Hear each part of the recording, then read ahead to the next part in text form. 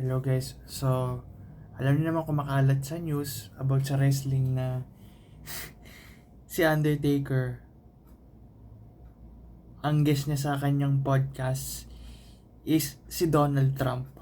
Which is napaka super weird.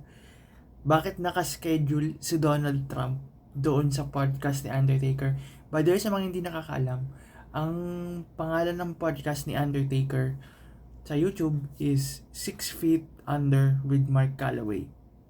So, basically, yung podcast niya is about kinukwento niya yung mga 30 years of experience niya as a professional wrestler sa WWE. So, yun nga, balik tayo doon. Super weird na si Donald Trump ang magiging guest ni Undertaker sa kanyang podcast. No? Of course, pares naman silang Hall of Famer, si Donald Trump sa si Undertaker. Pero napaka super weird na si Donald Trump yung magiging host doon. Kasi hindi ko alam kung ano itatackle ni Donald Trump doon sa podcast ni Undertaker, which is super interesting. At hindi natin alam.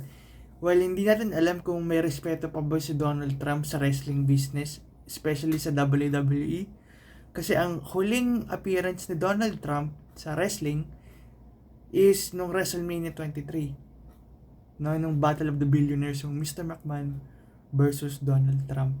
So basically, itong pag-guesting ni Donald Trump sa podcast ni Undertaker is super interesting, which is the same way super weird na i-guest si Donald Trump doon, which is hindi natin alam kung sino ba nagbo-book for the guesting doon sa podcast ni Undertaker. So, yun nga, abangan natin tong pagka-guesting ni Donald Trump sa podcast ni Undertaker. And yun lang naman, if nagustuhan nyo to, ano masasabi nyo doon sa pag-guesting ni Donald Trump sa podcast ni Undertaker this week or next week? Let me know in the comments, tara pag-usapan natin yan. Follow for more wrestling news dito sa TikTok.